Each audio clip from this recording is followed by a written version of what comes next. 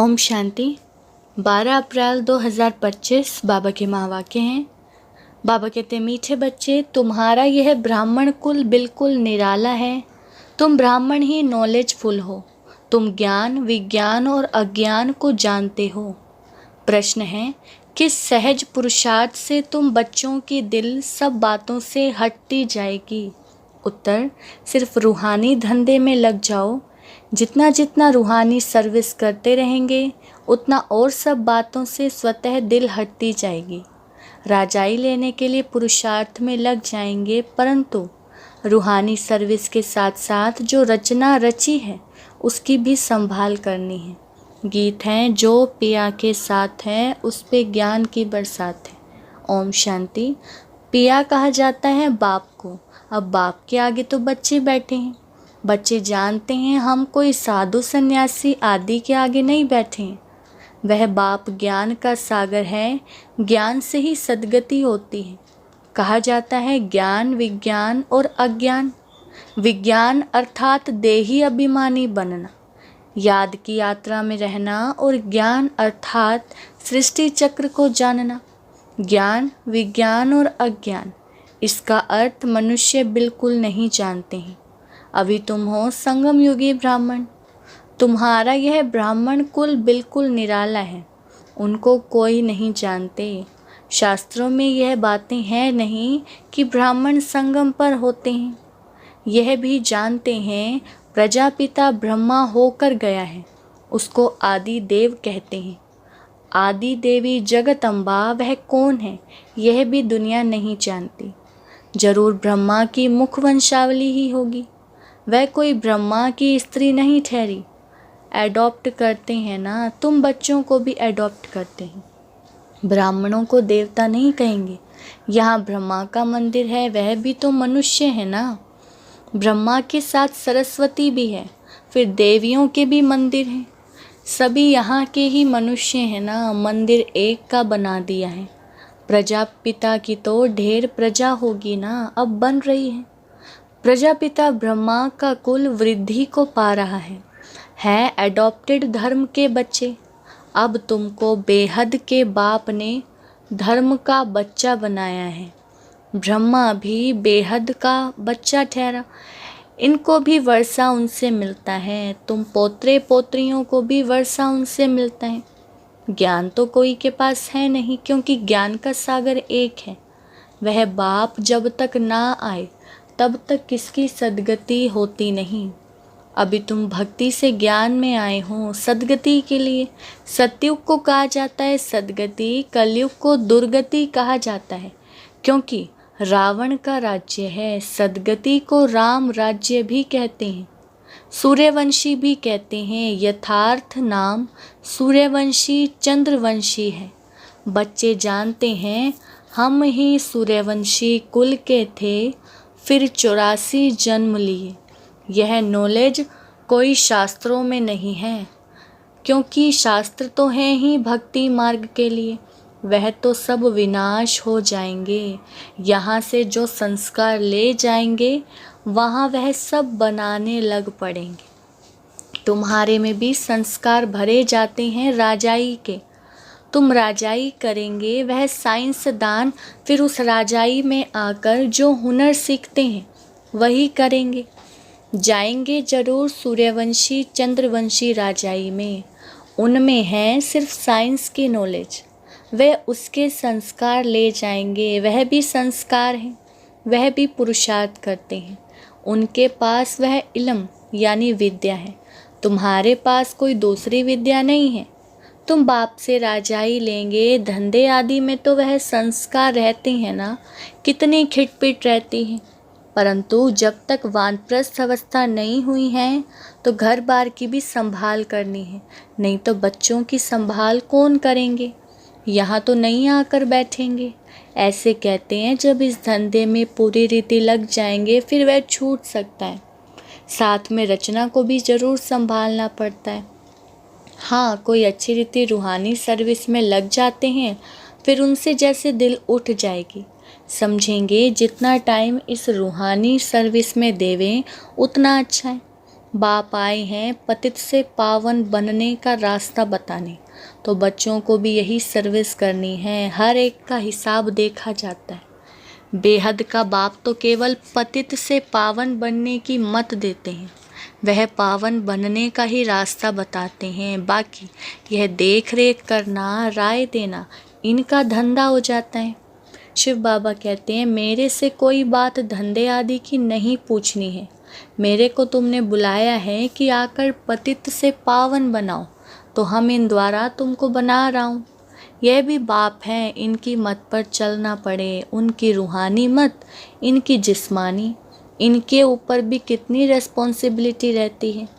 यह भी कहते रहते हैं कि बाप का फरमान है माम एकम याद करो, बाप की मत पर चलो। बाकी बच्चों को कुछ भी पूछना पड़ता है, नौकरी में कैसे चलें, इन बातों को ये साकार बाबा अच्छी तरह समझा सकते हैं, अनुभवी हैं, यह बताते रहेंगे ऐसे ऐसे मैं करता हूँ, इनको देख सीखना है, यह सिखाते रहेंगे। क्योंकि यह है सबसे आगे, सब तूफान पहले इनके पास आते, इसलिए सबसे रुस्तम यह है। तब तो ऊंच पद भी पाते हैं ना, माया रुस्तम हो लड़ती है। इसने फट से सब कुछ छोड़ दिया, इनका पार्ट था, बाबा ने इनसे यह करा दिया। करण करावन हार तो वह है ना, खुशी से छोड़ दिया, साक्षात्कार हो गया, अब हम विश्व के मालिक बनते हैं। यह पाई पैसे की चीज़ हम क्या करेंगे, विनाश का साक्षात्कार भी करा दिया। समझ गए इस पुरानी दुनिया का विनाश होना है, हमको फिर से राजाई मिलती है, तो फट से वह छोड़ दिया। अब तो बाप की मत पर चलना है। बाप कहते हैं मुझे याद करो। ड्रामानुसार भट्टी बननी थी, मनुष्य थोड़े ही समझते कि इतने यह सब क्यों भागे। यह कोई साधु संत तो नहीं, यह तो सिंपल है। इसने किसको भगाया भी नहीं, मनुष्य मात्र की महिमा कोई है नहीं, महिमा है तो एक बाप की, बस। बाप ही आकर सबको सुख देते हैं, तुमसे बात करते हैं, तुम यहाँ किसके पास आए हो, तुम्हारी बुद्धि वहाँ भी जाएगी यहाँ भी, क्योंकि जानते हो शिव बाबा रहने वाले वहाँ का है। अभी इनमें आए हैं, बाप से हमको स्वर्ग का वर्षा मिलना है, कलयुग के बाद जरूर स्वर्ग आएगा। कृष्ण भी बाप से वर्षा लेकर जाए राजाई करते हैं, इसमें चरित्र की बात ही नहीं। जैसे राजा के पास प्रिंस पैदा होता है, स्कूल में पढ़कर फिर बड़ा होकर गद्दी लेगा, इसमें महिमा व चरित्र की कोई बात नहीं। ऊंचते ऊंच एक बाप ही है, महिमा भी उनकी होती है, यह भी उनका परिचय देते हैं। अगर वह कहे मैं कहता हूँ तो मनुष्य समझेंगे ये अपने लिए कहते हैं। यह बातें तुम बच्चे समझते हो, भगवान को कभी भी मनुष्य नहीं कह सकते, वह तो एक ही निराकार है, परम धाम में रहते हैं। तुम्हारी बुद्धि ऊपर में भी जाती है, फिर नीचे भी आती है। बाबा दूर देश से पराए देश में आकर हमको पढ़ाए फिर चले जाते हैं। खुद कहते हैं मैं आता हूँ सेकंड में, देरी नहीं लगती है। आत्मा भी सेकंड में एक शरीर छोड़ दूसरे में जाती है, कोई देख ना सके। आत्मा बहुत तीखी है, गाया भी हुआ है सेकंड में जीवन मुक्ति।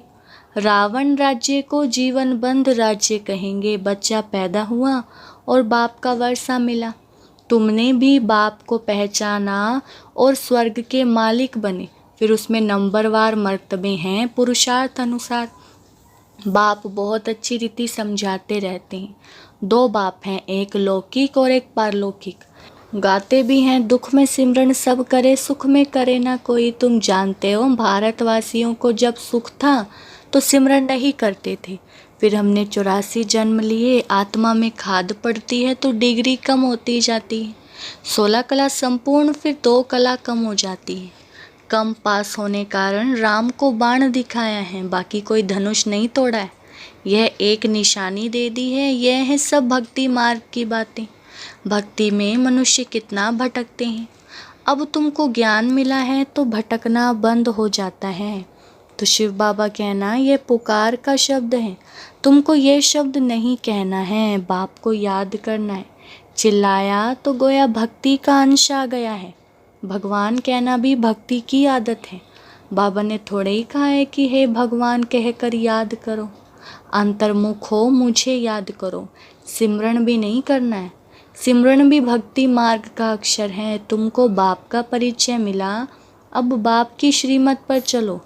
ऐसे बाप को याद करो जैसे लौकिक बच्चे देहधारी बाप को याद करते।